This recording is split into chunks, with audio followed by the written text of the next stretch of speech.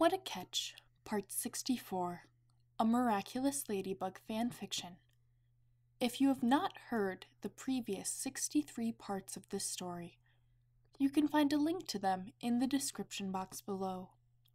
Make sure you're subscribed to stay up to date, and if you haven't already, make sure you like this video and comment down below in support of more fanfiction. Lila Rossi wasn't a good person.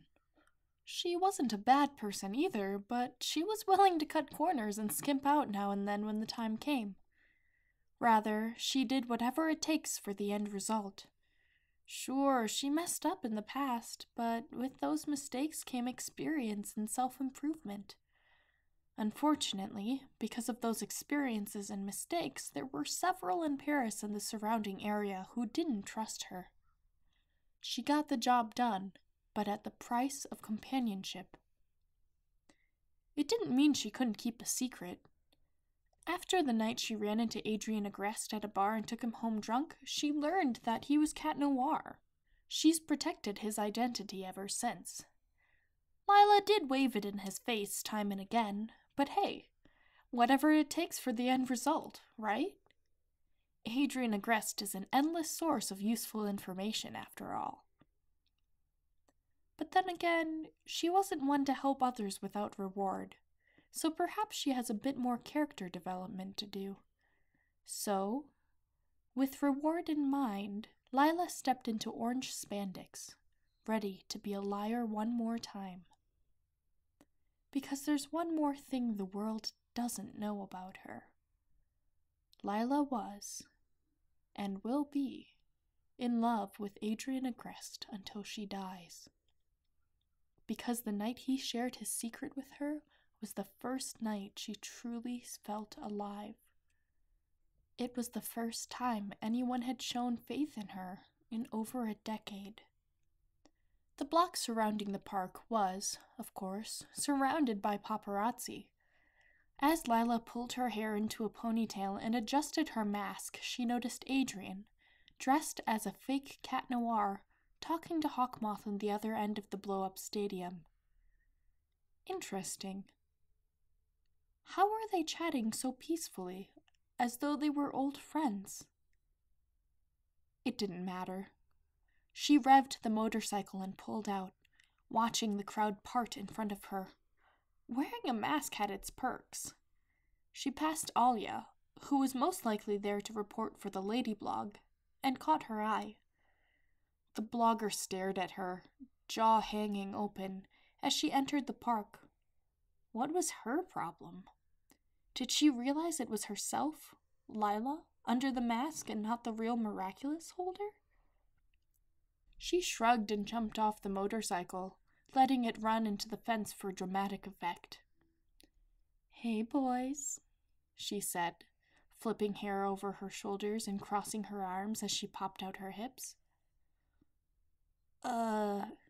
Hey," Cat Noir said, eyes widening.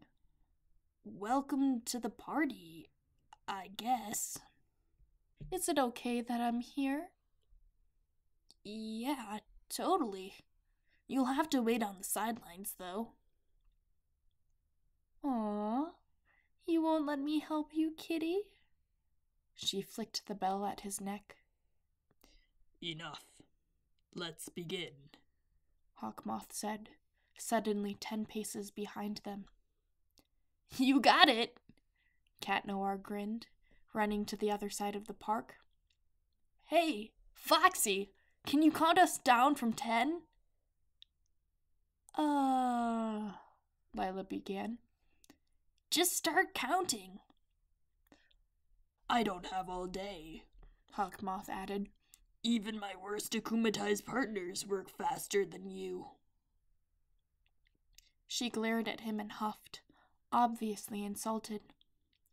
10, she yelled, waiting to see what would happen. Nothing. 9.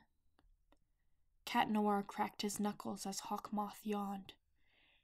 8. Cat Noir began stretching his hamstrings as Hawkmoth inspected what was under his nails. 7. Cat Noir stretched his back as Lila realized Hawkmoth was wearing gloves. 6? Nothing of significance happened. Was she doing this right? 5? Even the crowd seemed confused at this point as the cheers weakened. 4. She tried to sound more energetic, and the crowd responded accordingly. 3. Cat Noir crouched down, ready to sprint into the jungle of blow-up structures. 2. The crowd drowned her out, excited and scared of what was going to happen. 1. Lila realized Ladybug was nowhere in sight. Go! The word was already rolling off her lips before she could stop herself. In a flash, both Hawkmoth and Cat Noir were gone, lost in the maze of color. It seemed as though all of Paris held their breath, not a soul sure of what was happening. A bang could be heard from inside, and the crowd gasped. Lila just about lost it, running back to her bike and revving the engine, ready to ride into battle. Wait! She turned to see who put their hand on her shoulder and found herself face to face with Alia. Let go of me, she grunted. No, Alia said. We're going in together. Do you know what's going on in there? Yes, and trust me, he needs us. 2 fake miraculous holders and a civilian. This'll be interesting, Lila sighed. That's why you need to take me with you. I can help. All right, your funeral. Excuse you, I'm wearing a bulletproof vest. Yeah, because that will protect you from an evil miraculous holder. We don't trust each other, Lila. That's exactly why we need each other. Lila closed her eyes, remembering the last time Alia said that to her. 2 years ago, to be exact. Yeah, you're right. Don't slow me down. And leave the bike out here, please. You can't use it inside anyway. Party pooper.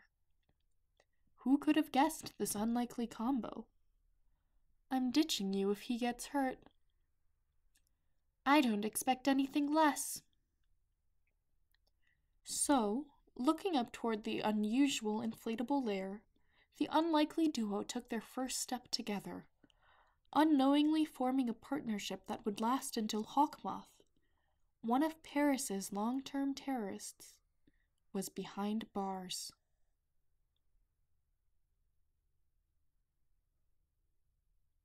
Thank you so much for listening. Part 65 will be available next week. In the meantime, you can check out these other videos for more fanfiction. I'll catch you next time.